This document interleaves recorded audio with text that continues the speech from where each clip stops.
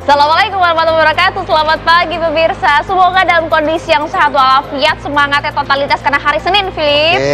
Selamat pagi dulu ya. Saya sapa pemirsa dulu ya. Selamat pagi pemirsa. Selamat pagi Maria Segaf. Hai. Harus semangat, harus totalitas. Tuh. Tapi hari Senin kayaknya agak lemes. Lah kenapa?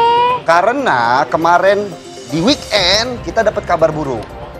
Karena timnas Indonesia gagal melaju ke Piala Dunia 2026. Betul, tapi kita tetap harus patut apresiasi dong kerja keras dari timnas kita kan. Pemain-pemain kita acungi jempol, kita harus angkat topi, kita harus apresiasi bagaimana perjuangan mereka. Tetapi tetap, apapun perjuangan mereka, evaluasi harus tetap dijalankan. Nah, apa saja sih evaluasinya kira-kira dalam perjalanan panjang menuju Piala Dunia kemarin? Sebenarnya banyak yang harus dievaluasi. Kita akan bahas di Apa Kabar Indonesia pagi hari ini. Selain juga kita juga akan pantau juga arus lalu lintas pada pagi hari ini karena hari Senin. Betul sekali. Macet banyak di mana-mana ya. Oke, tapi kalau gitu kita hadirkan dulu ya beberapa informasi yang mungkin ini salah satu ya dia tidak patut untuk ada contoh pemirsa. Karena mengapa ya hingga saat ini kok aksi tawar masih saja terjadi, Philip? Salah satunya seperti yang terjadi di kawasan Bukit Duri di Jakarta Selatan, pemirsa. Ini tawuran terjadi antara dua kelompok pemuda pada hari kemarin. Kita simak informasinya ya.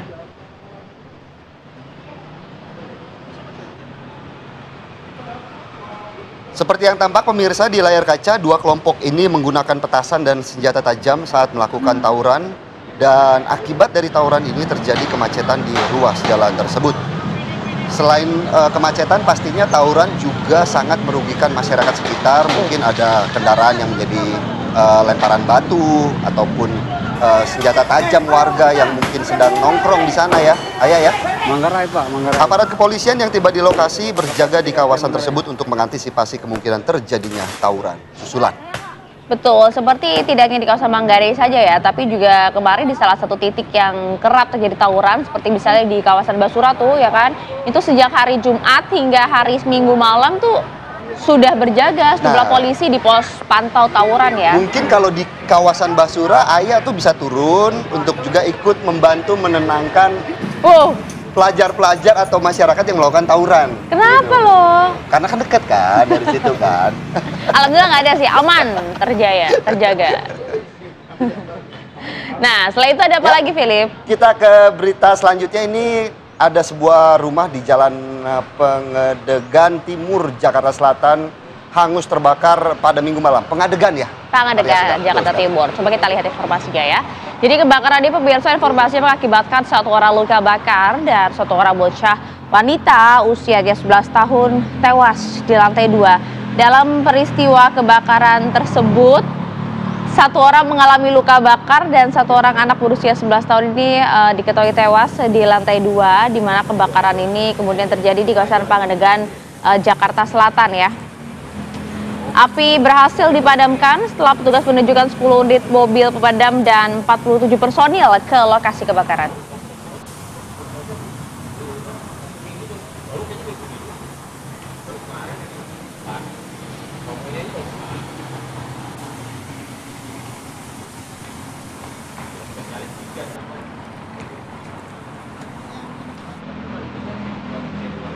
Pemirsa, kalau ini pemirsa penyerangan dilakukan oleh puluhan orang terhadap Polres Lumajang, Jawa Timur.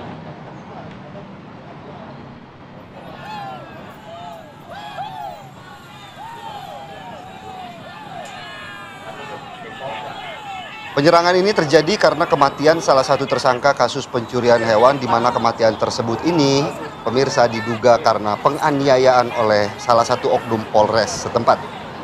Massa sendiri datang dengan kendaraan bak terbuka, kemudian melempari petugas dengan benda-benda yang ada di sekitarnya, di mana massa yang tidak terkendali membuat petugas bertindak tegas. Kini sebanyak 18 pelaku penyerangan dan pengerusakan telah diamankan, sementara korban dugaan penganiayaan oleh oknum polisi akan segera diotopsi sesuai tuntutan keluarga.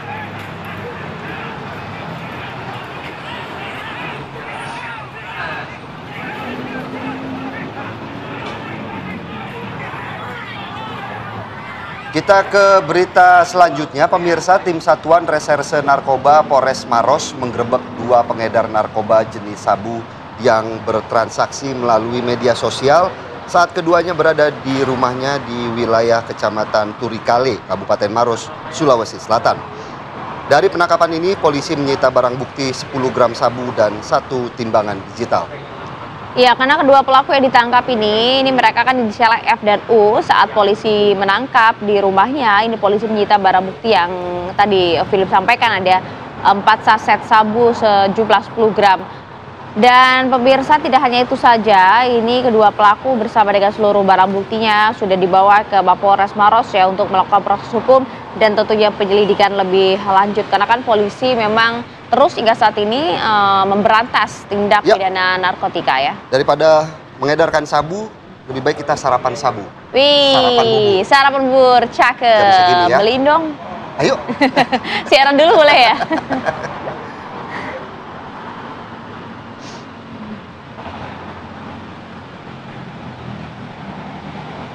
Pemirsa, ada informasi dari kawasan Jawa Tengah. Pemirsa, wahana permainan ombak ayun pasar malam rakyat di Desa Kaliboto ya di Kecamatan Bede Purworejo diroboh.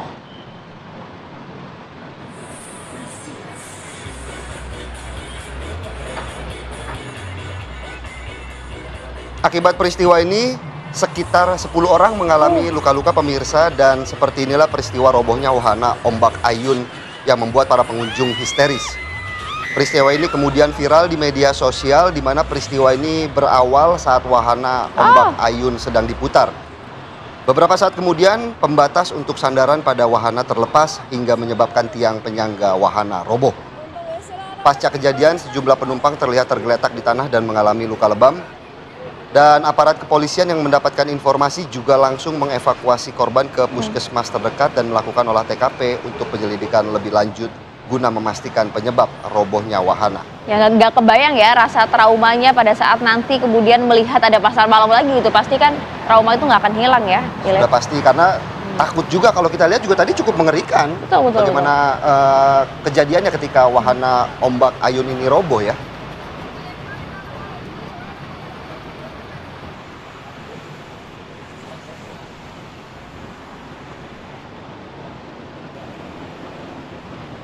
Pemirsa, diduga akibat pembakaran sampah, 4 bangunan di Mustika Jaya, Kota Bekasi, Jawa Barat ini kemudian hangus terbakar.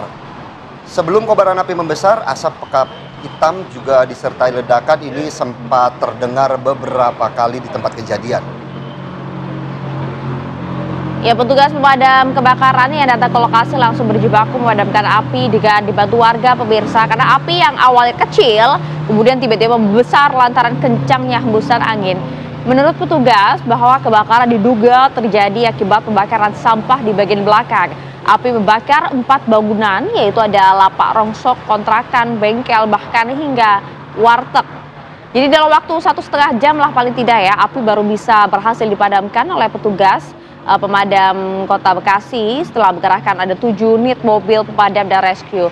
Informasinya, alhamdulillah tidak ada korban dalam kebakaran tersebut. Namun kalau kita bisa menghitung ya, kerugian material pasti sudah melebihi ratusan juta rupiah lah ini ya. Karena 4 bangunan ya yang kemudian hangus terbakar.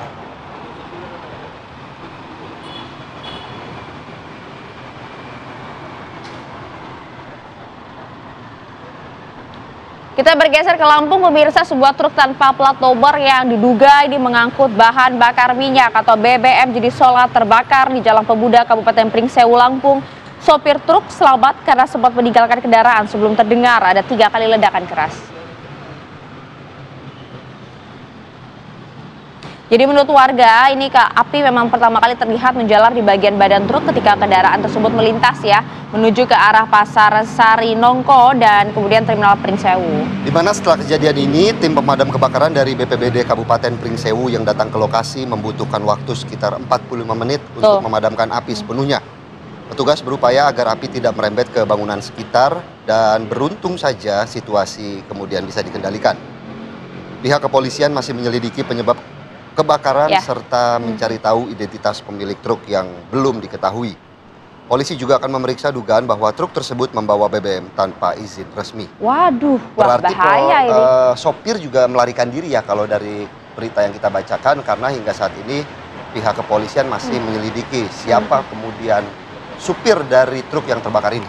Iya, sebegitu hebatnya kebakaran karena kan mengangkut bahan bakar minyak atau BBM ya. Wow.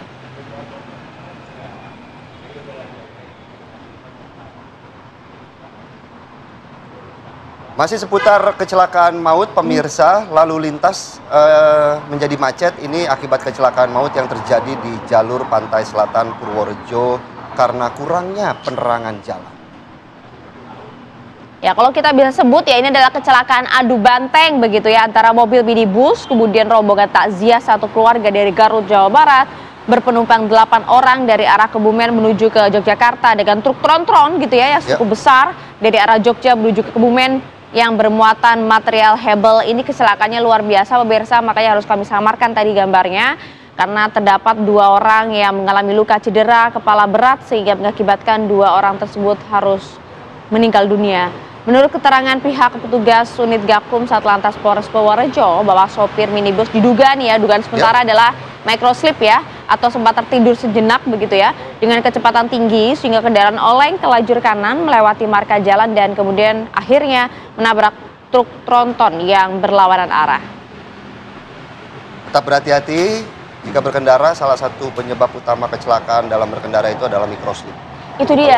Ngantuk, menepi, istirahat dulu ya. Dan nggak ada alasan lah ya kalau kemudian ngantuk atau merasa sudah lelah langsung cari rest area di lokasi yang aman harusnya ya. Kalaupun sudah ngantuk biasanya tuh sambil nyetir nyanyi-nyanyi teriak-teriak tuh juga nggak ngilangin ngantuk. Ya sama aja, nggak ada alasan. Istirahat. Itu salah satu upayanya, tapi ternyata tidak ampuh gitu. Betul, termasuk juga memantau ya bagaimanakah kondisi lalu lintas. Kalau gitu kami ajak Anda memantau di kawasan Kalibata, Jakarta Selatan. Biasanya macet nih ya di kawasan itu karena apalagi kalau hari Senin udah mau jam 7 gini ya. Wih. Ya. Kita akan panggil Brigadir Sarah bagaimana kondisi terkini arus lalu lintas di sana. Silakan.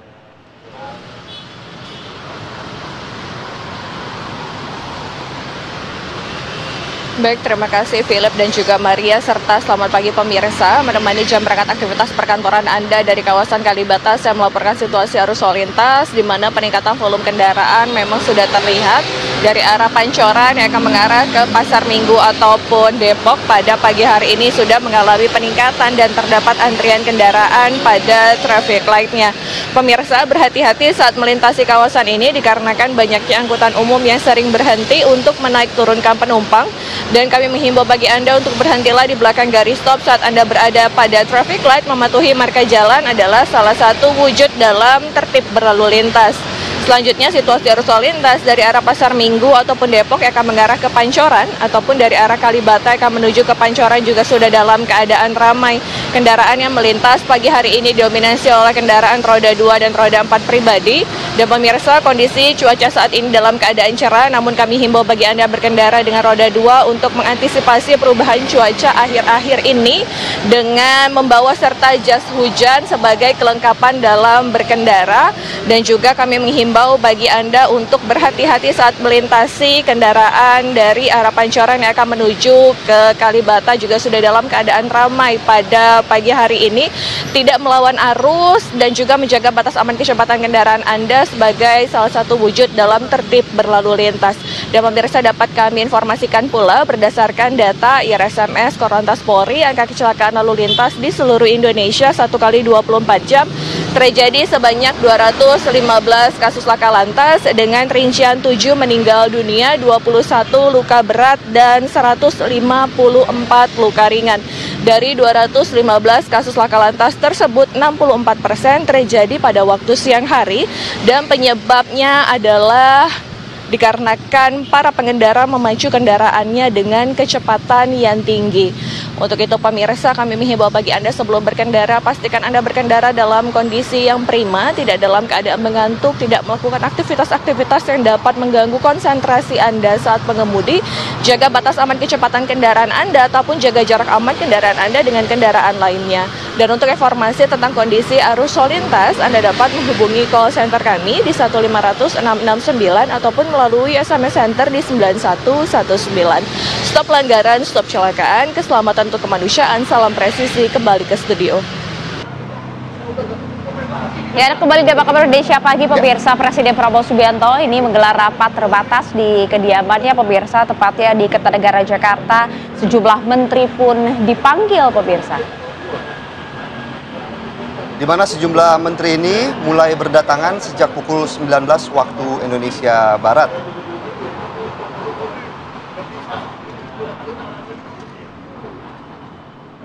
Sekitar atau 1 jam 30 menit berlalu, namun hingga malam dini hari belum ada informasi lebih lanjut mengenai pembahasan dalam rapat terbatas. Adapun sejumlah menteri yang terlihat hadir, yaitu Prasetyo Hadi, kemudian Menteri Sekretariat Negara, ada Erlangga Hartarto, Menteri Koordinator Bidang Perekonomian, Bahlil Lahadalia, Menteri Energi dan Sumber Daya Mineral, dan Yasril, Menteri Ketenagakerjaan.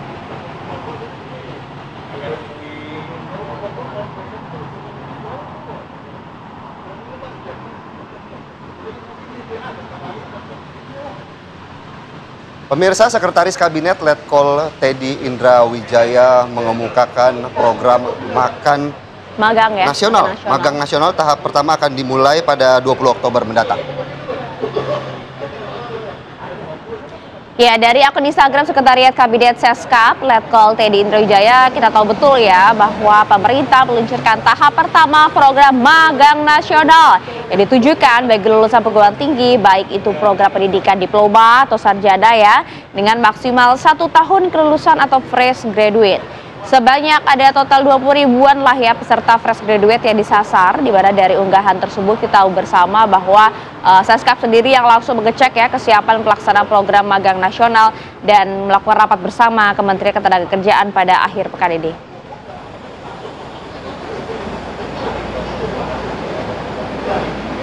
Bapak Presiden melalui Bapak Menteri mempunyai program untuk bagaimana caranya para lulusan sarjana, fresh graduate, kemudian diploma yang dalam 1 tahun belakangan ini nanti akan lulus dapat langsung bekerja, belajar, dan judulnya dalam hal ini adalah program magang nasional. Kemudian programnya tadi kita cek betul bagaimana dapat bermanfaat langsung, sudah dilaksanakan gerak cepat oleh Menaker. Jadi bulan Oktober sebagai awal gelombang pertama 20.000, tentunya segera kita buka lagi, bisa 20.000, 30.000 sampai ratusan ribu. Manfaatnya apa? 1, bisa langsung bekerja di tanggal 20. Anda bayangkan tanggal 20 Oktober beliau sudah kerjasama dengan berbagai ribuan perusahaan. Tanggal 20 Oktober nanti langsung bekerja. Yang kedua, dapat pengalaman. Yang ketiga, langsung dapat uang saku. Uang sakunya berapa? Sesuai dengan upah minimum dari kabupaten dan kota yang nanti akan mempekerjakan di perusahaan itu. Ya, sementara itu pemirsa, Presiden Prabowo Subianto bertolak ke Mesir untuk membenahi undangan menghadiri KTT Gaza yang akan digelar pemirsa tepatnya di Sharm el-Sheikh di Mesir. Sebelumnya, Menteri Sekretaris Negara Prasetyo Hadi mengatakan Prabowo secara khusus mendapat undangan untuk menghadiri KTT Gaza. Menurut Prasetyo, undangan tersebut disampaikan mendadak dan betul-betul memohon kesediaan dari kehadiran Presiden Prabowo Subianto. Tentunya Prabowo akan hadir dalam pertemuan bersama dengan para pemimpin dunia. Pertemuan ini untuk mengakhiri perang di Gaza yang akan dihadiri lebih dari 20 pemimpin dunia dan juga Sekjen Perserikatan Bangsa-Bangsa.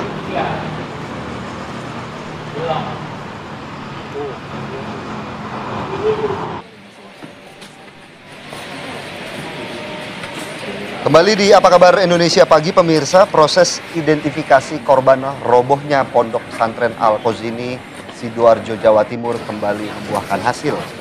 Tim DVI Polda Jatim berhasil mengidentifikasi 2 korban melalui tes DNA, medis, dan properti.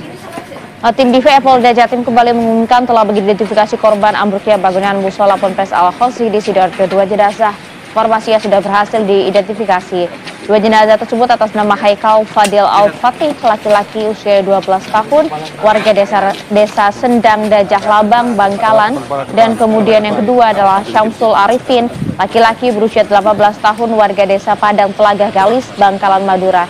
Kedua korban berhasil teridentifikasi melalui pencocokan DNA, pemeriksaan medis, serta identifikasi properti. Hingga Minggu malam, tim DVI telah mengidentifikasi total 53 korban dan masih menyisakan 11 kantong jenazah yang belum dapat teridentifikasi. Tentunya kita berharap ya, pemirsa dan juga Maria Segaf, bagaimana 11 kantong jenazah ini bisa dengan cepat identifikasi oleh pihak kepolisian untuk kemudian dikembalikan ke pihak keluarga. Kita ke berita selanjutnya, pemirsa. Mayat perempuan ditemukan mengambang di aliran anak Kali Ciliwung di Kampung Kerapu, Ancol, Jakarta Utara pada Sabtu sore.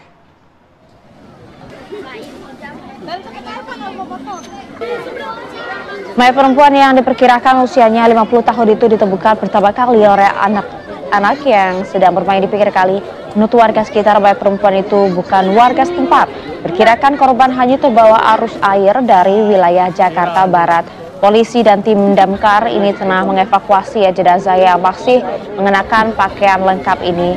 Jenazah perempuan ini dievakuasi dan dibawa ke Rumah Sakit Cipto Mangunkusumo, Jakarta Pusat untuk kemudian diotopsi. Polisi masih menyelidiki sebenarnya bagaimanakah identitas korban, termasuk juga penyebab korban tewas.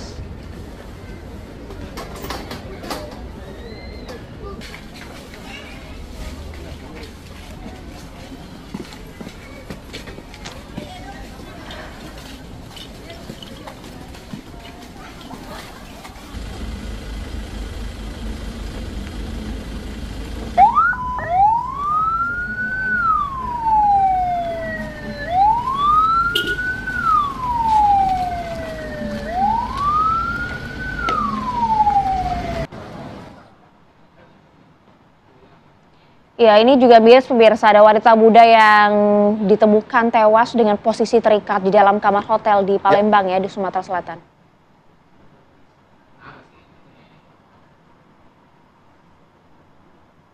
Korban yang masih berusia 22 tahun ini pertama kali ditemukan oleh salah satu pegawai hotel yang akan hendak mengecek kamar. Karena sudah waktunya untuk check out, namun pintu kamar hotel ini masih dalam kondisi terkunci dari dalam. Karena merasa penasaran, petugas langsung membuka pintu kamar dengan kunci serep dan ditemukan korban sudah tergeletak terkapar meninggal dunia.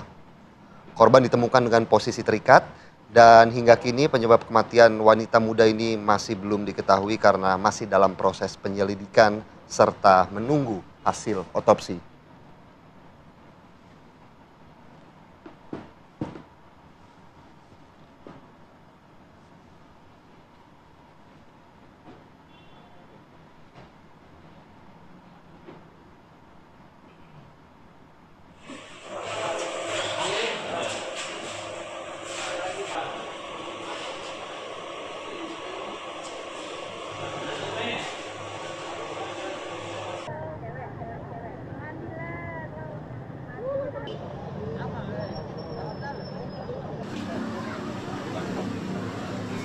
Karena hingga saat ini masih dalam posisi penyelidikan oleh pihak kepolisian, tentunya kami akan mengupdate karena sudah terhubung bersama kami Kompol M. Ismail selaku Kapolsek Ilir Timur II. Selamat pagi Pak Kapolsek. Selamat pagi Pak Kapolsek, Assalamualaikum. Pak, selamat pagi Mas, selamat pagi Bapak. Salam sejahtera untuk kita semuanya. Baik, Pak, kami penasaran Pak bagaimana kemudian pihak kepolisian sejauh ini telah menyelidiki kasus kematian wanita yang ditemukan dalam posisi terikat di sebuah hotel di Palembang, Pak. Baik, jadi untuk kasus sendiri terjadi di Hotel Lendosis pada hari Sabtu diketahui pukul 3 sore. Jadi dari pihak hotel mengecek tamu yang datang tidak keluar, tidak check out, kemudian dicek sudah dibuka bersama anggota polsek bersama kami, sudah tergeletak di lantai kamar. Kemudian dari hasil penyelidikan kami diketahui untuk korban tiba di hotel 1 hari sebelumnya, hari Jumat pukul 16.05. Bersama dengan 1 orang pria yang diduga temannya. Demikian. Oke, kemudian bagaimana fakta-fakta terbaru Pak yang ditemukan oleh polisi dalam proses penyelidikan ini? Termasuk juga apakah kemudian teman pria dari korban tersebut juga sudah bisa diminta keterangan dan juga sudah bisa diamankan? Mungkin, jadi dari pihak kami masih melakukan upaya penyidikan. Jadi untuk CCTV sudah kami periksa, ada beberapa titik memang dipastikan untuk korban Andi Puspa Sair bersama dengan temannya, 1 orang laki-laki masuk ke hotel pada pukul 16. Kemudian laki-laki tersebut keluar pada pukul 18.00. Diduga kuat untuk pelaku adalah teman yang bersama korban. Tapi masih kami identifikasi, untuk keluarga korban sudah kami periksa, pihak dari Hotel Lendosi sudah kami periksa, untuk pelaku dalam proses pengejaran kami. Demikian, Mbak. Oke Pak, ini kan ada informasi yang beredar juga di kalangan masyarakat begitu Pak. Kami butuh konfirmasinya Pak. Betulkah kemudian korban ini ditemukan dalam kondisi hamil Pak, sedang mengandung? Betul sekali. Jadi setelah mulai ditemukan, kami olah TKP, kemudian jenazah langsung kami bawa ke Rumah Sakit Bayangkara Palembang. Kemudian dari hasil visum diketahui bahwa korban dalam kondisi hamil 4 bulan. 4 bulan. Baik Pak Kapolsek, dari saksi-saksi yang sudah dimintai keterangan, apakah juga ada saksi-saksi yang menyatakan bahwa adanya cekcok antara pelaku maupun korban begitu sebelum ditemukan meninggal dunia? Jadi perlu kami jelaskan untuk hal tersebut motifnya dan indikasi masih kami identifikasi. Okay. Namun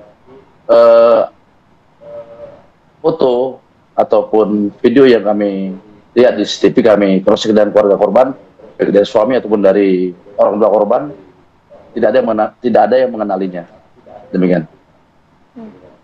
Oke, latar belakang dari korban ini profesinya apa sih Pak? Kalau korban, informasi dari keluarganya profesinya sebagai ibu rumah tangga. Oke, ibu rumah tangga. Dan juga hingga saat ini apakah kemudian terduga pelaku dalam kasus ini juga sudah diamankan Pak? Update-nya seperti apa? Update-nya jadi masih dalam pengejaran kami.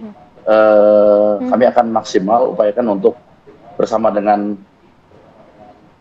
Satreskrim, bersama Pak Satreskrim dan personel Satreskrim Polres Palembang, kemudian dibantu dengan Jatan Ras Polda Sumsel untuk ataupun mencari pelaku dari kasus ini. Demikian, Mbak. Oke, tidak ada kecurigaan juga ya Pak dari pihak keluarga? Sementara masih kami dalami, masih diidentifikasi, proses penyidikan masih berlangsung, semua pihak sedang kami periksa, dan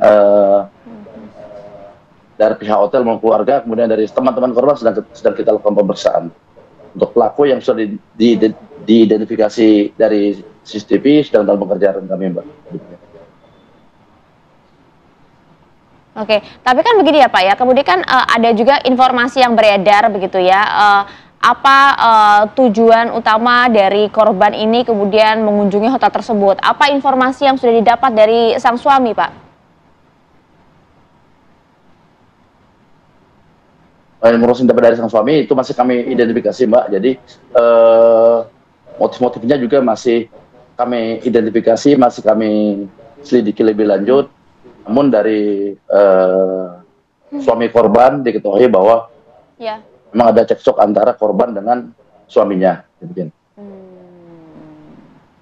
Oke, baik. Kami tunggu ya Pak bagaimana update informasi terkait dengan motif dan juga pelaku dari kasus ini. Terima kasih banyak Kompol M. Ismail Kapolsek Ilir Timur 2 atas waktunya bersama kami. Terima Assalamualaikum. kasih Pak Kapolsek. Memang mimpi Indonesia untuk berlaga di Piala Dunia 2026 sudah pupus. Tetapi mimpi itu masih bisa terus dilanjutkan mengingat Indonesia juga masih memiliki peluang untuk bisa bermain mungkin di Piala Dunia 2030. Karena sebenarnya timnas Indonesia ini masih memiliki perkembangan yang cukup signifikan ke depannya begitu. Oke, waduh ini cukup bijak ya pagi hari ini. Masih semangat karena saya sakit, sedih walaupun saya kemarin juga nonton sampai pagi-pagi sampai subuh-subuh. Sedih melihat bagaimana memang ya kekecewaan ada lah ya, begitu sekali, ya. Tetapi kemudian bagaimana evaluasi terkait dari timnas sendiri, bagaimana evaluasi dari federasi yang kemudian hingga saat ini para netizen Indonesia juga ramai.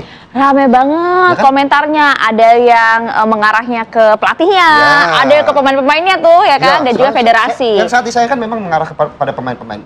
Janganlah kemudian menghujat, tapi kita juga harus memberikan sesuatu yang membangun timnas Indonesia ke depan. Oke, karena kan sepak bola adalah pemersatu bangsa katanya. Coba kita, ini makanya kita sudah hadirkan pakar-pakar nih. Kita perkenalkan dulu satu-satu nih. Ada Bung Rohim Sokasa nih, manajer timnas U23 periode 2006 Selamat pagi. Pagi, Bang Bung. Rahim. Selamat pagi. Nah nih, kita mohon arahan-arahan pasti ya.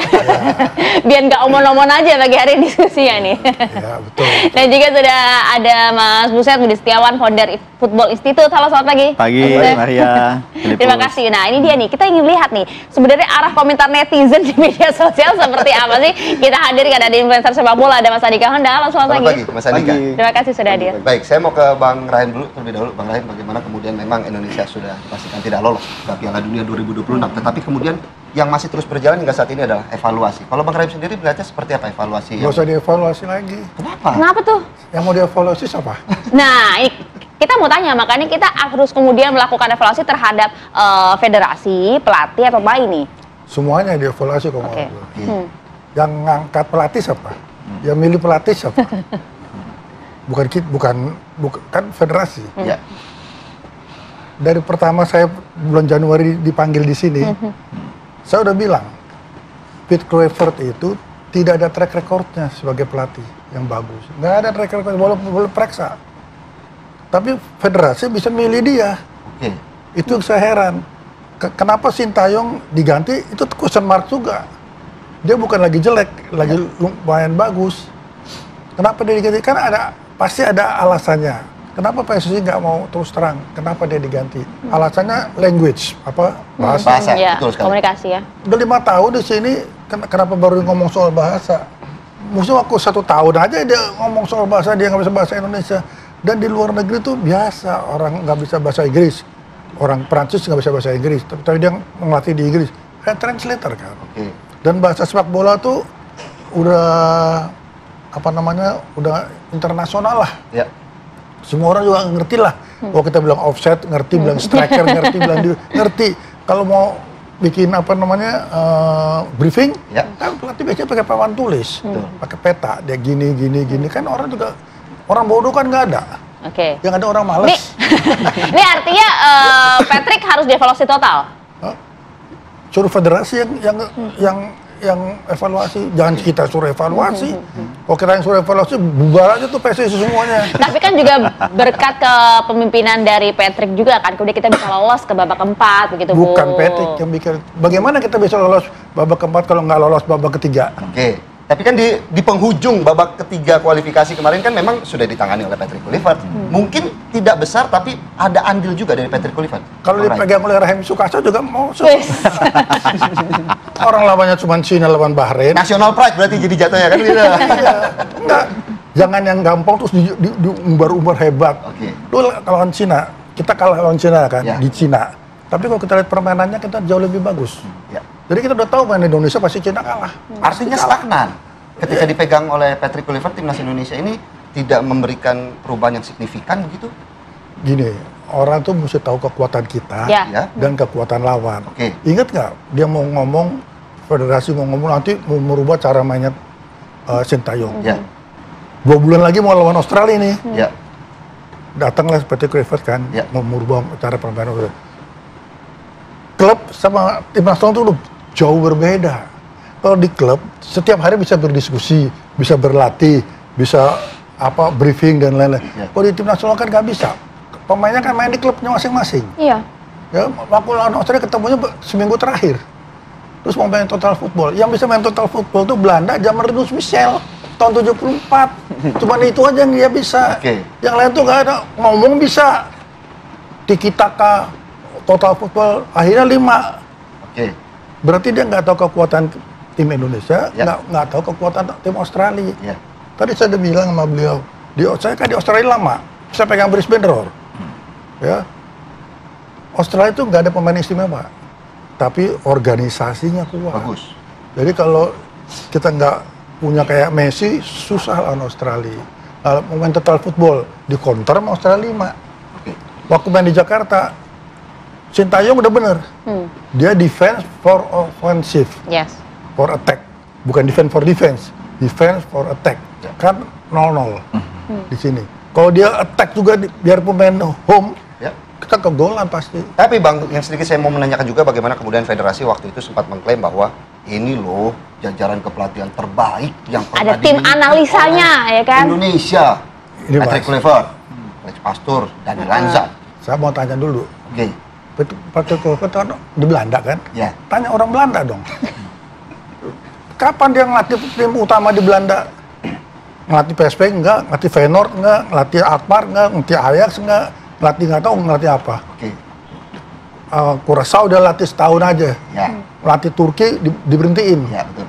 Kan saya udah bilang, dari awal saya udah bilang, Patrick Kluivert tidak ada track recordnya sebagai pelatih. Tidak ada track recordnya. Jadi, kalau dia bilang ini terbaik, berarti orang PSSI nggak tahu apa-apa tuh. Artinya Bung Rahim juga sudah, kan dari awal sudah menyampaikan bahwa, seperti Anda sampaikan tadi, ini nampaknya mengapa alasan dibalik kepemilihan dari Patrick Kluivert ini, dan sudah menduga dong akan terjadi seperti ini? Kalau saya, udah menduga, dari Januari saya udah menduga. Saya ini pelaku, bukan pengamat. Kalau pengamat, Arab lawan Indonesia mana-mana, menang Indonesia 2-0. Yang udah ada kita kalah 3-2. Ya. Bagaimana kita memprediksi itu kalau kita nggak tahu kedua belah pihak, bagaimana gitu. Jadi kita nggak bisa asal ngomong itu, nggak bisa. Kalau saya sebagai pelaku, saya nggak bisa. Ngarang-ngarang tuh nggak bisa. Saya ditanya, menang mana? Saya hanya bilang, ya moga-moga kita do our best aja. Itu paling netral kan? Baik. Kita nggak bisa, menang Indonesia, karena kita orang Indonesia. Nggak bisa. Ini olahraga, bisa menang, bisa kalah. Ya, Mas Budi, setuju nggak dengan Bang Rahim? Artinya evaluasi kini sudah mulai mengkerucut kemana arahnya, walaupun memang pelatih juga kemudian wajib dievaluasi dari performa timnas kemarin di babak keempat kualifikasi Piala Dunia zona Asia seperti itu. Ya, terima kasih kepada Pak Rahim yang sudah memulai pagi hari ini dengan sangat hangat dan cepat. Jadi nggak terlalu berat gitu ya langkahnya yang mulai Bang Rahim ya. Jadi memang kalau evaluasi kayaknya memang sudah tidak terhindarkan. Karena kan dalam setiap fase perjalanan itu pasti selalu ada evaluasi. Nah, evaluasi kali ini memang diperlukan untuk agar supporter masyarakat mendapatkan gambaran yang utuh tentang perjalanan tim nasional, terutama begitu tingginya harapan supporter, harapan masyarakat untuk lolos ke Piala Dunia. Ada hal-hal yang harus segera dievaluasi dan dipublikasikan menurut saya secara utuh dan transparan. Termasuk tentang target apa sih sebetulnya yang diberikan kepada Patrick Kluivert. Apakah memang tidak ada target lolos Piala Dunia di 2026 atau memang target lolosnya itu di 2030. Lalu yang kedua, ini kan kemarin kan rame tentang banyak pemain yang dihujat, lalu dengan menurut saya perlu ada evaluasi bukan hanya di level pelatih, pemain juga perlu evaluasi dan introspeksi secara penampilan mereka. Dan ketiga tentunya evaluasi terhadap manajer timnas kalau menurut saya. Karena dalam situasi kemarin pasca kita kalah melawan Arab, ada dua fenomena yang menurut saya itu perlu dicermati. Apa tuh? Satu, pernyataannya Pak Sumarji sebagai manajer timnas yang memberitahukan bahwa ini ada friksi di internal atau perdebatan. Oke lah tidak friksi, ada perdebatan tentang masalah formasi segala macam. Walaupun ujungnya dia bilang ini keputusan akhir di pelatih. Menurut saya ini adalah backfire. Ini nggak penting untuk dipublikasikan dalam sebuah situasi di mana kita akan menghadapi pertandingan yang maha penting kemarin melawan Irak. Pak Rahim pernah ada di tim, baik itu tim nasional maupun tim sepak bola. Wise nggak kalau seorang manajer dalam sebuah menatap peperangan kita habis kalah, menyampaikan informasi yang sekrusial seperti itu. Jadi menunjukkan ya bagaimana kondisi internal mereka begitu. Dan itu kan akhirnya kan digoreng itu di sosmed, di media, sehingga seolah-olah ada kisruh internal, seolah-olah tidak harmonis segala macam. Akhirnya sebelum bertanding kita kehilangan 4 pemain yang akhirnya tidak masuk dalam line up. Line up aja nggak masuk, di DSP juga nggak masuk. Yang kedua, perlu ada klarifikasi tentang izin, siapa yang memberikan izin kepada Martin Paes dan Jay Izzes untuk melakukan podcast pada saat pasca kalah lawan Irak. Urgent nggak sih itu dilakukan? Sepenting apa aktivitas itu dilakukan? Emang dampaknya apa kalau Anda lihat? Ya itu kan sebuah apa ya? Nggak penting menurut saya. Karena jawabannya itu bukan pada saat klarifikasi di podcast, di media, tapi kan yang dilihat oleh supporter, oleh masyarakat, hasil akhir dari nanti pertandingan melawan Irak. Dalam pertandingan melawan Arab, melawan Irak, itu memang secara skor kita kalah. Tapi kalau secara penampilan dengan skor tipis 3-2, itu kan menunjukkan ada sebuah perlawanan. Dan itu menunjukkan bahwa kualitas Indonesia sebetulnya ya boleh dibilang sudah mulai mendekati levelnya Arab. Begitupun dengan Irak. Memang banyak yang berasumsi kita mungkin akan kalah. Tapi namanya pertandingan sepak bola, apalagi olahraga, ini dalam pertandingan itu kita nggak bisa menentukan siapa menang, siapa kalah sebelum pertandingan itu terjadi. Bahwa ada perbedaan kualitas antara Indonesia dengan Arab, dengan Irak, itu memang sudah kelihatan. Tapi ketika masuk ke dalam sebuah pertandingan itu semuanya ditentukan 90 menit di lapangan. Dari awal kita sudah tahu ketika di round 5 ini situasinya ini tidak bagus untuk Indonesia. Satu, kita main di Arab, negara kontestan yang juga menjadi tuan rumah. Kedua, masalah perubahan jadwal, terjadi perubahan 2-3 kali. Ketiga, wasit.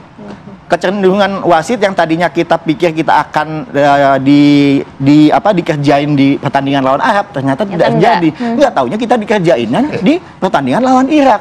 Baru dalam pertandingan penting seperti ini sama sekali nggak ada VAR 90 menit.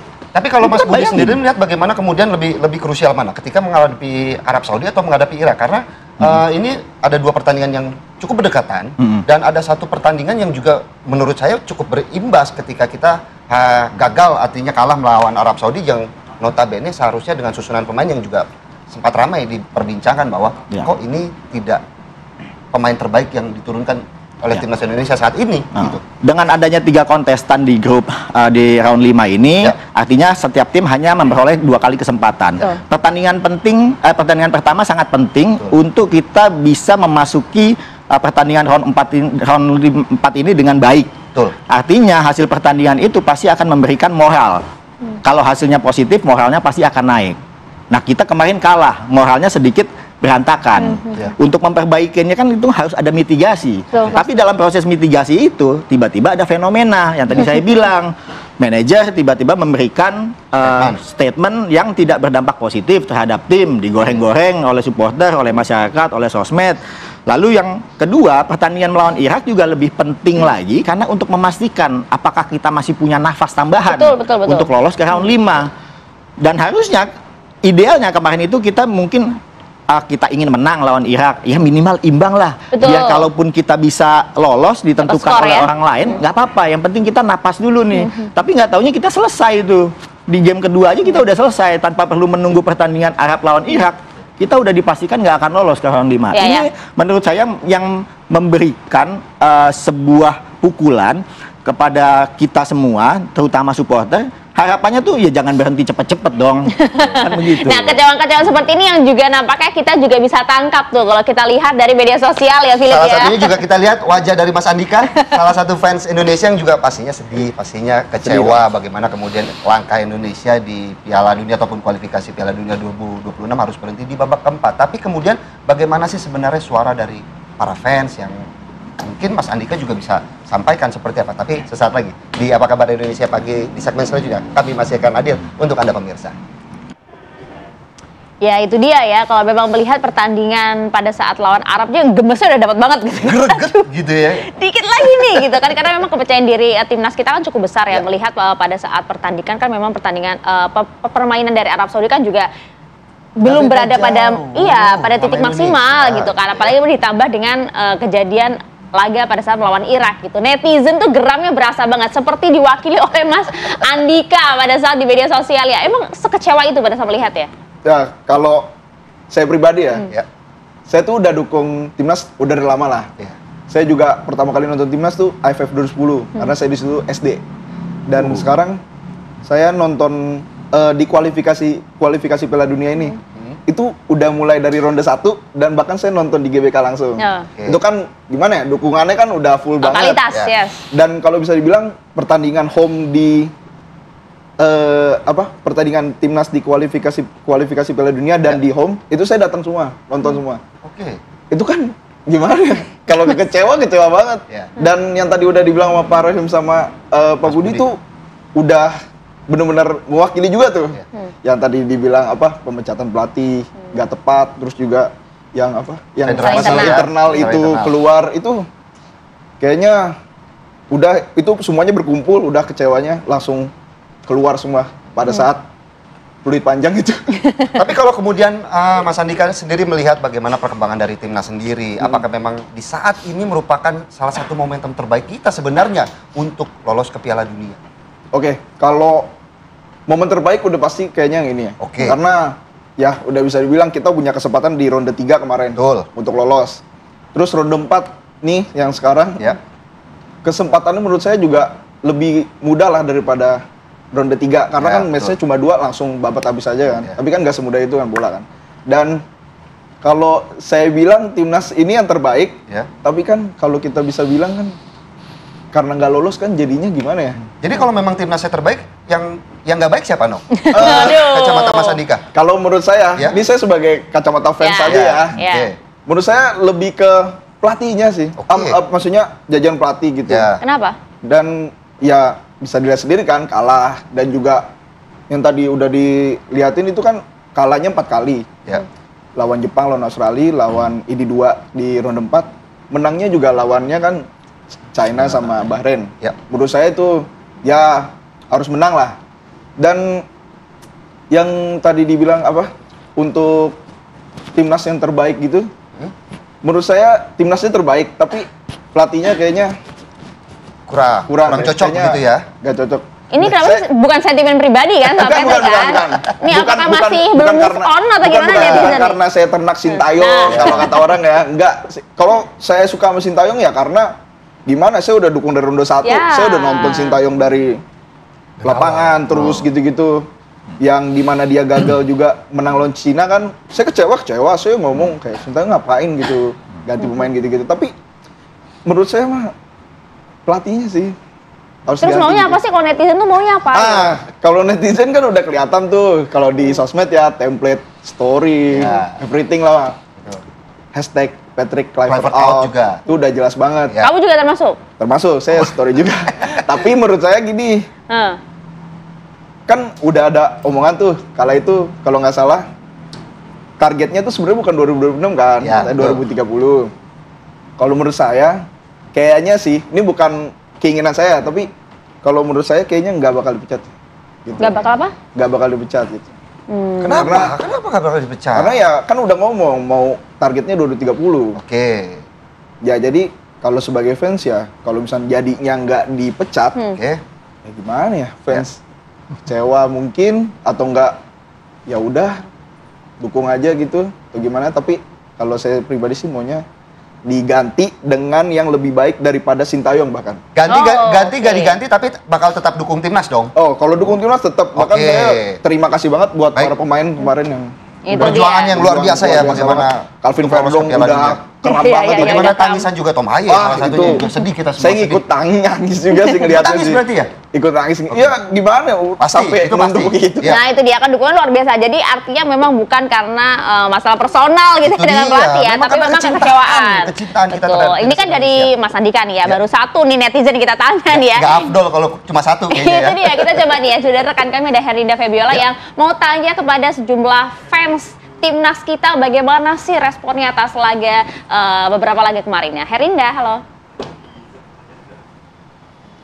Ya, selamat pagi Maria dan juga pemirsa. Ini hari Senin ini agak sendu-sendu ya untuk para pecinta sepak bola Indonesia karena Indonesia diketahui gagal melangkah ke Piala Dunia 2026. Kalau gitu kita langsung aja kasih waktu dan kesempatan ya untuk salah satu pendukung timnas Garuda untuk mengungkapkan apa pendapatnya Mas dengan Mas Abu Hasan, pemirsa.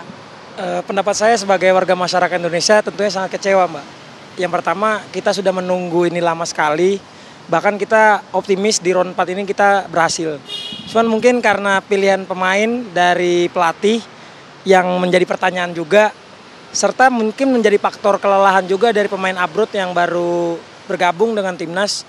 Salah satunya mungkin yang biasanya diduetkan di lini belakang seperti Justin Hubner, Rizky Ridho, dan Jay Ijes itu berubah. Maka mungkin itu yang menjadi faktor kekalahan dan tumpulnya lini depan. Ini murni mungkin pilihan dari pelatih, mungkin bisa menjadi kritik juga buat kita.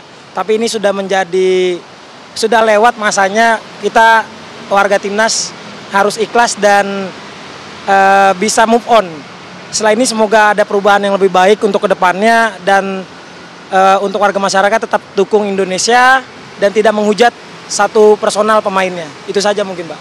Selain dari Mas Abu Hasan, saya punya satu narasum lagi nih. Ada Mas Chandra. Mas Chandra, silakan waktu dan tempatnya, Mas.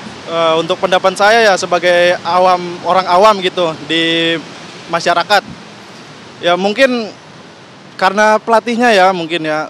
Patrick Kluivert itu kayak pemain yang jarang dimainkan gitu. Kayak seperti Mark Klok gitu kan. Terus juga menurut saya dari segi permainan memang di Arab itu kemarin permainannya bagus banget tuh. Permainan cepat sekali dia. Terus juga apa ya, kalau misalkan Martin Paes itu mungkin kelemahannya di pojok sebelah kiri itu pasti kegagalan tuh. Kayak kemarin pertama lawan Arab, tendangan pojok sudut sama lawan Irak tuh kebobolan semua.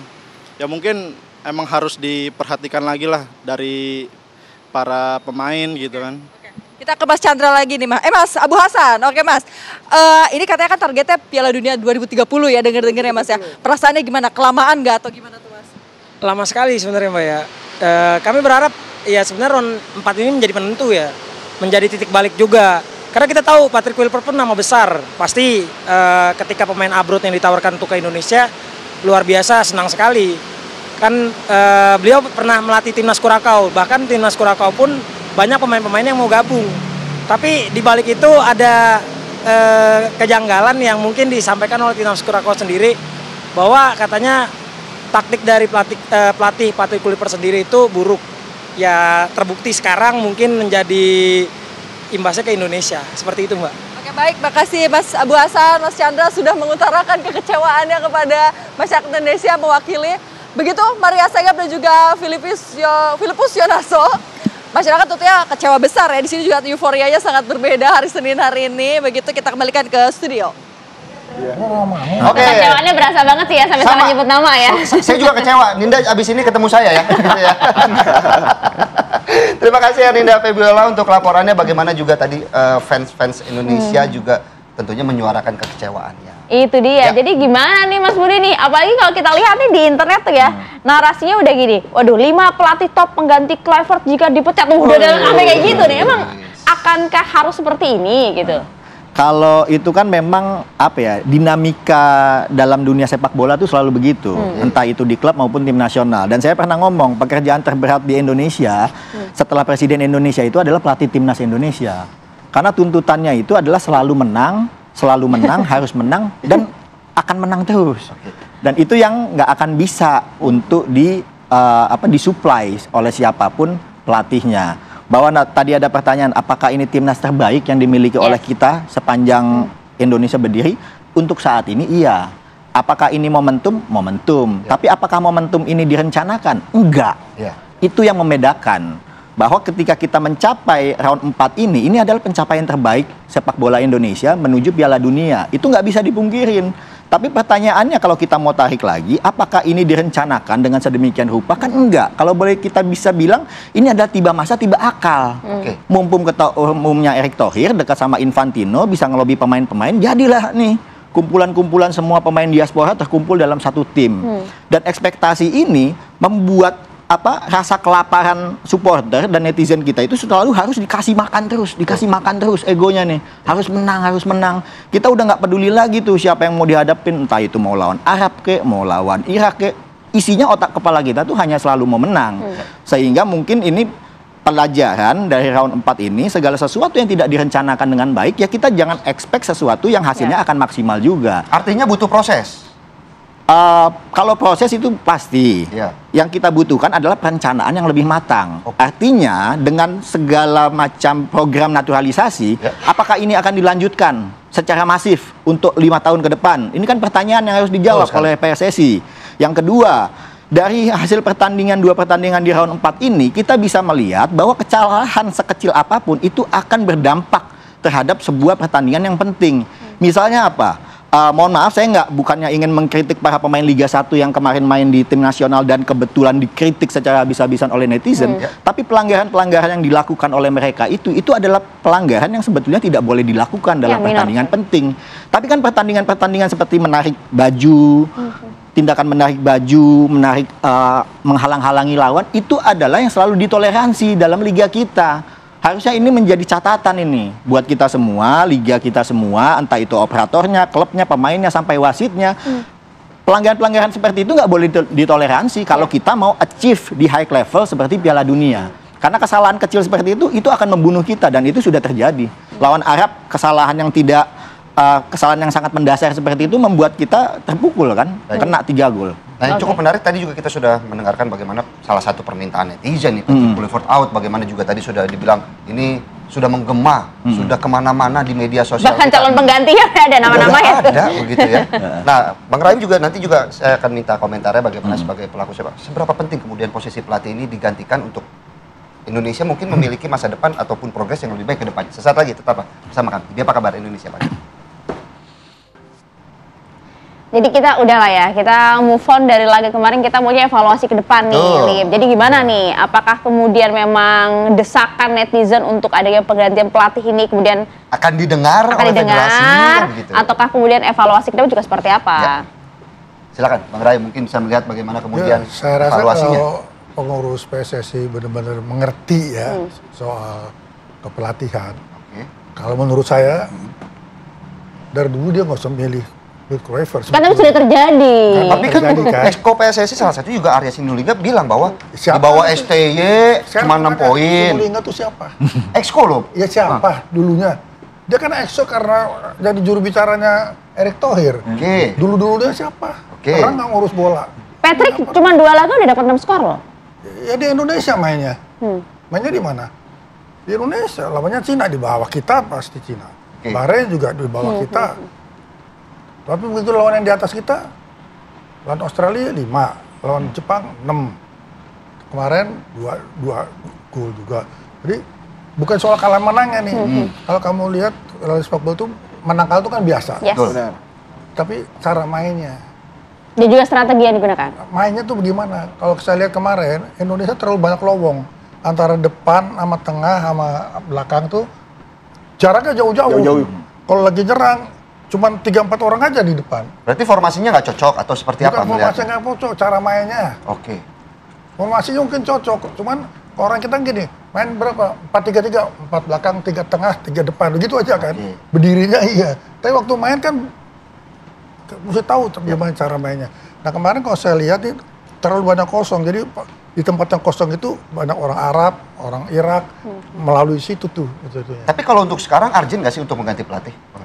Kalau menurut saya kalau kita mau membina untuk 4 tahun ke depan, ya sekarang cari pelatih yang benar-benar bisa membina para pemain kita.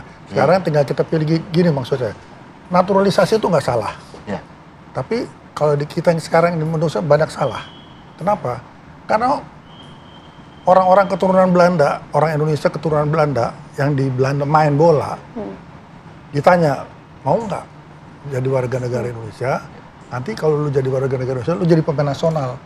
Jadi pemain nasional bukan begitu. Jadi pemain nasional ada kriterianya. Mainnya di mana, klubnya apa, berapa tahun dia main, kualitasnya gimana. Bukan lu jadi warga negara Indonesia, terus lu jadi pemain nasional. Nah itu salahnya kita. Dan pemerintah kita juga salah, main setuju aja semuanya. Memangnya dia kalau pulang ke Belanda, paspornya apa? Saya mau tanya deh. Suruh jawab deh mereka. Pakai paspor mana dia pulang ke Belanda? Pakai paspor Belanda pasti. Kalau dia pakai paspor Indonesia, dia mesti minta visa di sini. Ya, betul sekali. Jadi memang banyak yang harus dibenahi ya, Mas Buset ya, oleh federasi kita. Ya, banyak. Tapi yang paling penting di awal ini adalah bagaimana cara PSSI merespon. Ini sebetulnya pengen saya tunggu. Bahwa nanti juga nih saya netizen seperti Mas Andri kan juga sudah minta maaf. Yang minta maaf itu kan penting karena tanpa menunggu pertandingan ketiga kita sudah dipastikan tidak lolos. Kalau minta maafnya baru nunggu pertandingan lawan Irak, lawan Arab kan udah nggak kontekstual, udah nggak nyambung. Tapi ini sekarang ada desakan dari supporter, dari netizen bahwa minta pertanggungjawabannya Patrick. Bagaimana PSSI merespon Patrick out? Kan ini kan harus dimitigasi dengan baik. Bahwa memang sudah ada kontrak antara PSSI dengan Patrick Kluivert, ya menurut saya ini semua masih terbuka. Karena dulu ketika Sintayong diperpanjang nafasnya oleh PSSI, akhirnya juga di cut off juga. Tapi apapun bisa terjadi gitu ya? Apapun bisa terjadi di dunia sepak bola itu. Apalagi itu dinamika dalam tim bicara tentang official. Bicara tentang tim aja, ini kan semua olahraga sepak bola ini, semuanya itu sifatnya kompetisi. Lawan yang kita hadapi di 4 bulan yang lalu belum tentu sama. Jadi semua lawan itu pasti akan mencari antitesa bagi lawannya sendiri. Dan situasi-situasi seperti ini yang kompleks ini dalam satu waktu bersamaan ini harus bisa dimitigasi oleh PSSI untuk menjawab ekspektasinya supporter tentang bagaimana cara mempertanggungjawabkan situasi ini dan apa yang menjadi harapan ke depan. Sikat, Mas. Kayaknya udah setuju banget saya sama pernyataannya. Ini benar-benar mewakilin banget kan. Tapi kalau menurut saya sih yang untuk pemecatan Kluivert, benar itu yang nunggu kepastiannya. Kayaknya saya juga nggak tahu ya kontraknya sampai kapan. Tapi kalau dilihat dari omongan kan, kayaknya kan ada ngomong untuk 2030 gitu. Kayaknya udah ngelihat ke depan banget. Dan untuk yang tadi dibilang sama Pak Rohim kan pembinaan gitu kan pemainnya. Itu saya setuju banget karena kan pemain timnas U17 kan menurut saya bagus. Kayaknya itu salah satu harapan juga tuh untuk dibina ke depannya. Dia kan 17. Kalau Piala Dunia 2030 5 tahun lagi kan mungkin dia udah 22 tahun kan, 22. Itu pasti udah mateng mungkin ya untuk untuk nanti ke depannya gitu. Jadi sekali lagi pelajaran adalah perencanaan untuk target ke depan itu yang kemudian harus betul-betul matang dilakukan ya. Terima kasih banyak. Blueprint. Memang yang kita bagaimana evaluasi Jepang tahun 2005. Dia bikin blueprint. Tahun 2050, jadi 45 tahun kemudian waktu yang sangat panjang mau World Cup juara. Yang bikinnya udah mati kan. Tapi blueprintnya tetap. Tapi mimpinya yang berjalan kemudian bisa menunjukkan paling itu yang mungkin bisa dicontoh lah ya oleh tanah air. Terima kasih banyak Bu Rohim. Terima kasih Mas Andika. Terima kasih. Mas Andika. Ya pemirsa, Anda kembali di Apa Kabar Indonesia Pagi. Pemirsa, dalam segmen on location di sekelompok orang menyerang warung kopi di Jalan Jati Baru, Tanah Abang, Jakarta Pusat, bahkan dengan menggunakan senjata airsoft gun.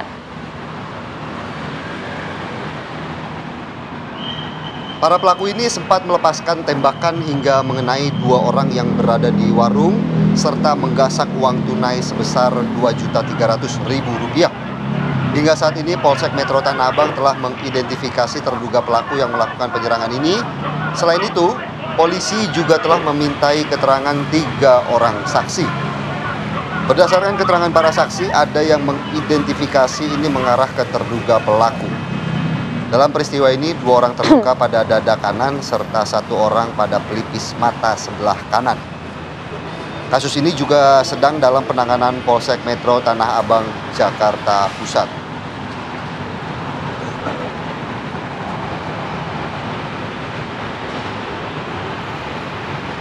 Polsek Metro Tanah Abang juga telah mengidentifikasi terduga pelaku gangster yang menyerang warung kopi di Jalan Jati Baru Tanah Abang, Jakarta Pusat.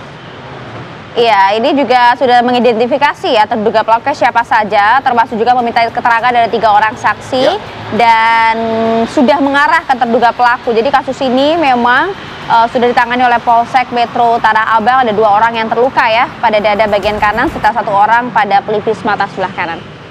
Berkat rekaman CCTV juga ya, ini pastinya juga cukup membantu untuk mengidentifikasi pelaku maupun dalam pengejaran oleh pihak kepolisian. Iya, karena kan warga dibuat resah, karena kan narasinya juga luar biasa ya, disebut ada gangster lah, dan mereka datang menyerang secara tiba-tiba, bahkan juga menggunakan senjata airsoft gun. Korbannya pun juga ada begitu. Jadi kita coba akan dalami hal ini ya. Sudah ada rekan kami nih, Hafsah Syafira langsung di lokasi, ingin melihat seperti apa sih sebenarnya keresahan warga di sana, Hafsah. Ya, selamat pagi Maria, Philip dan juga pemirsa TV One, kembali lagi di Apa Kabar Indonesia Pagi on Location. Dan memang pada akhir-akhir ini masyarakat dilakukan begitu, masyarakat diketahui berbagai video viral di TikTok, di media sosial terkait adanya aksi yang dilakukan oleh segenap orang diduga gangster. Dan saya sudah berada di lokasinya, ini berada di Jalan Jati Baru, wilayah Jatinegara. Dan memang aksi yang dilakukan oleh penyerangan sekelompok orang ini dilakukan ke salah satu warung kopi yang berada di sekitaran Jalan Jati Baru, Jatinegara. Dan untuk lebih mengetahui pemirsa bagaimana kronologi aksi penyerangan yang memang sudah viral begitu di media sosial, ini saya sudah bersama dengan Mas Sadam selaku pemilik warung kopi. Selamat pagi Mas Sadam. Pagi Kak. Ya Mas, sebelumnya kami turut prihatin terhadap yang terjadi beberapa hari yang lalu ya terkait aksi penyerangan yang dilakukan.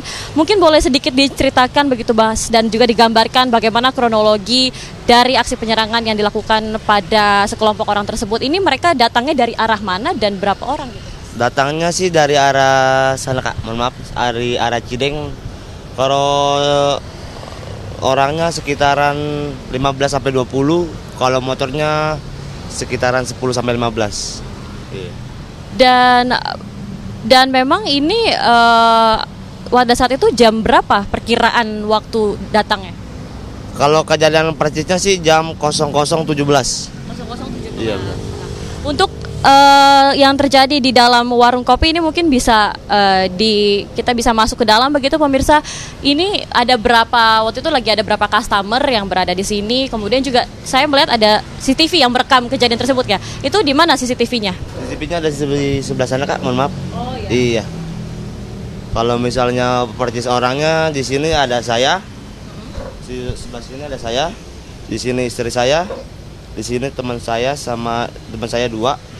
Di sini anak saya sama customer 2 orang di dalam, sama customer lagi 2 orang lagi beli roti bakar. Oh gitu. Berarti artinya Mas sendiri yang paling depan begitu ya Mas, duduknya di paling depan, artinya menghadapi langsung orang-orang yang datang begitu.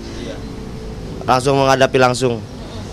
Gimana awalnya mereka tiba-tiba bisa menyodorkan senjata tajam? Apakah memang kejadiannya begitu cepat begitu? Kejadian sih begitu cepat Kak, tiba-tiba dia datang langsung menanyakan hal tersebut. Ada yang ditanyakan sama dia, ada yang dicari. Oh iya, langsung lu catuk lu ya, lu catuk lu ya, lu catuk lu ya. Nah kita kan langsung spontan ya, spontan. Nah teman saya yang 2 itu langsung kabur, menyelamatkan diri karena emang jaraknya itu nggak terlalu jauh Kak, udah deket dari sini sampai trotoar pengen masuk. Nah teman saya 2 itu kabur menuju Alfa. Nah, yang setelah adanya senjata tajam yang dilepaskan begitu atau juga dari soft gun yang dilepaskan, berarti berapa orang yang terluka dan di bagian mana saja? Kalau yang terluka sih 2 orang Kak, saya pemilik warkop sama karyawan saya. Itu di bagian mana? Kalau saya di bagian bahu, kalau karyawan saya di bagian bawah mata sama di bagian dada. Oh, okay.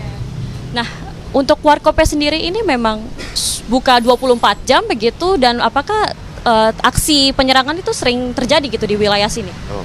Kalau warkopnya sih emang 24 jam, tapi sekarang itu semenjak kejadian hal tersebut udah dikurangin Kak. Dari tutupnya jam 12, paling lama jam 1. Oh, iya. Artinya ada keterbatasan setelah adanya aksi penyerangan begitu. Nah, untuk aksi penyerangan sendiri, apakah memang wilayah di sebelah sini tuh agak riskan begitu terjadi hal-hal seperti itu, Mas?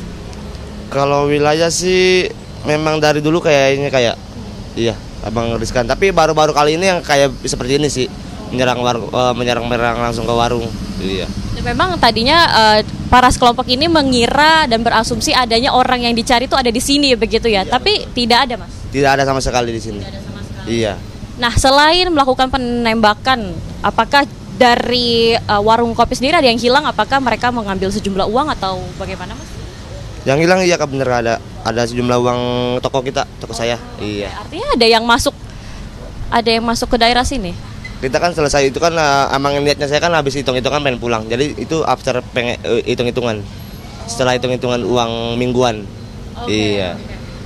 Nah, apakah memang karena juga tadi ada potensi riskan begitu wilayah sini, di saat kejadian ada yang menolong dari pihak kepolisian atau security mungkin daerah sini yang memang berjaga?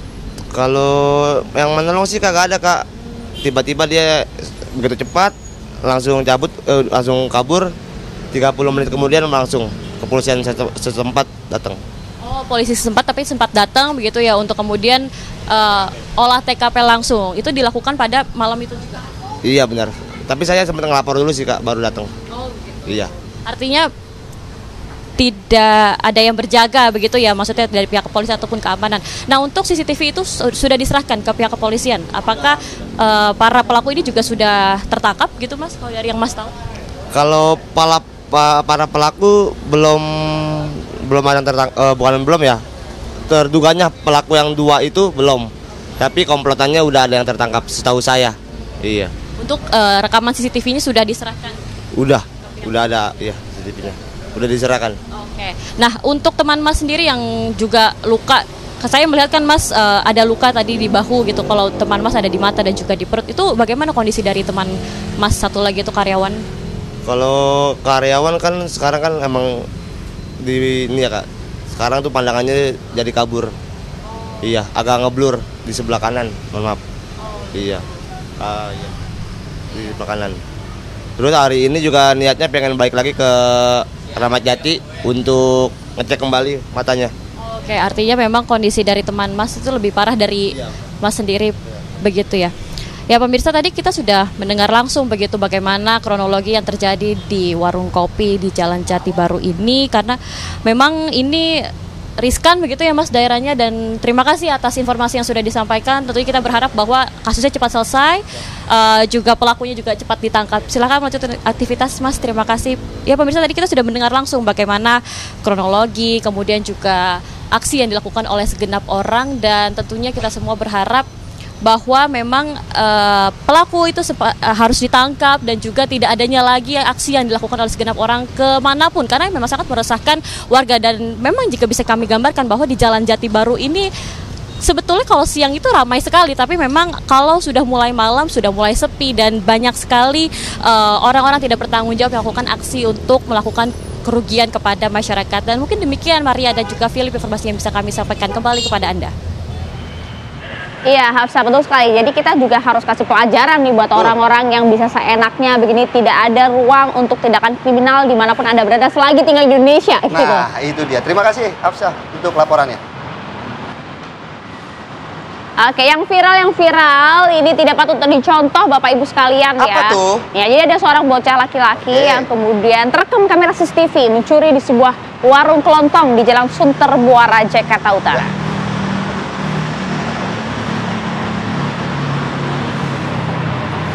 Kita saksikan bersama-sama bagaimana ini berita viral yang kita buka dengan pelaku yang diduga ini seorang pengamen cilik melakukan aksi nekatnya dengan melihat situasi warung yang sepi dari penjagaan, kemudian melancarkan aksinya mencuri di warung tersebut. Ia pun memulai aksinya dengan memanjat etalase untuk masuk ke dalam warung lalu mengarah ke laci meja kasir. Bocah tersebut berhasil menggasak uang tunai sekitar 1 juta rupiah. Dan aksi tersebut segera diketahui oleh pemilik warung setelah menyadari ada uang yang hilang dan segera memeriksa rekaman CCTV. Hingga kini juga masih belum diketahui motif dibalik aksi nekat bocah pengamen tersebut. Jangan untuk ditiru ya. Kalau Philip udah tobat kan ya? Sudah. Saya mencuri hati biasanya. Dengan kamu mengaku sudah, tapi kamu mengakui tindakan kamu sebelumnya. Kita ke berita viral selanjutnya, pemirsa. Seorang driver ojek online mendapat pengalaman tak biasa saat menerima orderan. Alih-alih mengantar makanan gitu ya, atau menjemput penumpang, ini driver ojek online ini malah disuruh mendorong mobil yang mogok. Ini kakinya kuat juga, kayaknya dulu pemain sepak bola. Karena berat loh, dorong pakai kaki nih. Jadi itu tadi ya, kan kalau orderan ojol kan biasanya pesen makan, antar ke satu titik ke titik lainnya gitu ya. Kok ini ternyata dipesan untuk menjalankan aksi menggunakan motor, mendorong mobil menggunakan motornya gitu ya. Jadi memang ini menuai pujian dari warganet gitu ya, lantaran sang driver dianggapnya menunjukkan solidaritas dan jiwa tolong-menolong di tengah rutinitas pekerjaan. Jadi ternyata ini memang bukan dipesan melalui ojek online gitu, tapi ini respon sigap gitu loh dalam membantu sesama pengendara. Kalau ayah biasanya untuk pesen ojek online buat apa? Buat ngucapin selamat ulang tahun atau gimana? Hidup aku kan nggak sesedih kamu ya.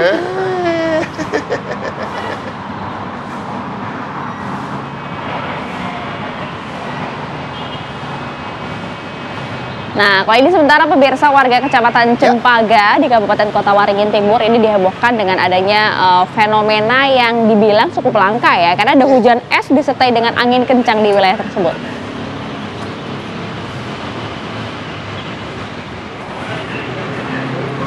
Nah, tapi kalau yang kami tampilkan dari kaca Anda nih, lagi-lagi aksi perjuangan hebat para petugas damkar. Nah, gitu kan. Jadi bukan untuk memadamkan kebakaran ya, tapi lagi-lagi diminta untuk membantu warga kali ini yang mengevakuasi ular sepanjang 3 meter yang bersembunyi di atas rumah warga. Kita saksikan ini karena mengalami kesulitan, warga Desa Sumber Agung, Jetis Bantul, Yogyakarta kemudian meminta petugas pemadam kebakaran untuk mengevakuasi ular sanca yang berada di atas atap rumah begitu ya. 4 jempol untuk petugas damkar.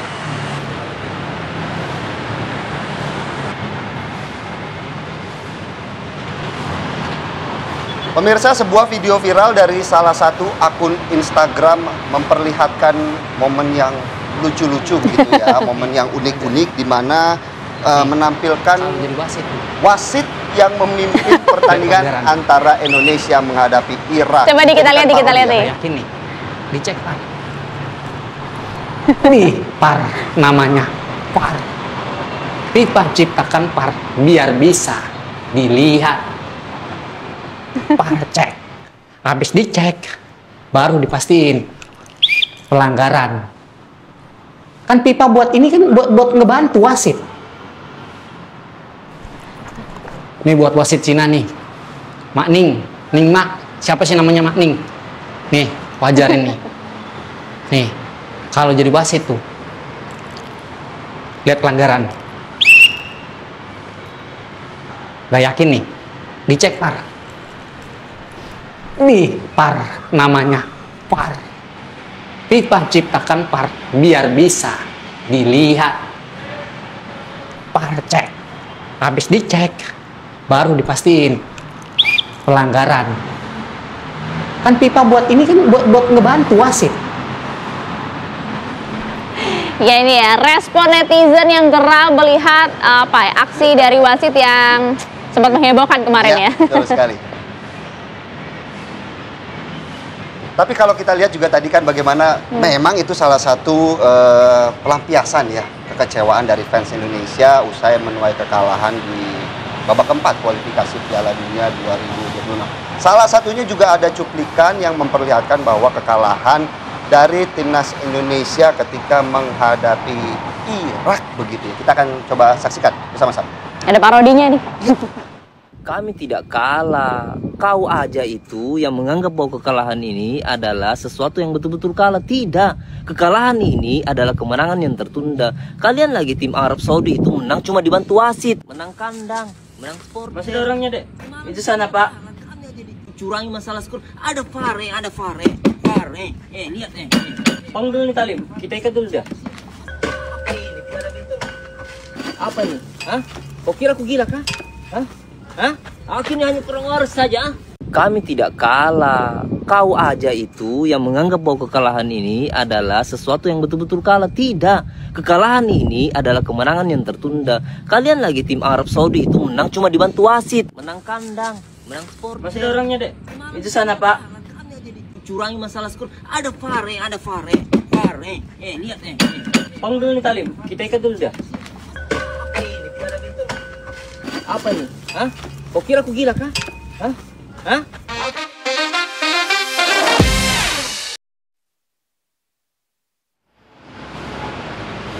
Kita cek VAR dulu ya. Oh, nggak gitu konsepnya. Nggak gitu konsepnya. Ini karena waktu sudah menunjukkan hampir pukul setengah 9 pagi, sudah habis waktu kita di Apa Kabar Indonesia Pagi ya. Tapi jangan kemana-mana pemirsa, karena saat lagi Anda dapat menyaksikan Hidup Sehat bersama dengan rekan kami Sekarwanda. Saya Filipus Yonaso. Yes, saya Maria Segaf. Kita berdua pamit ya. Terima kasih. Sampai jumpa.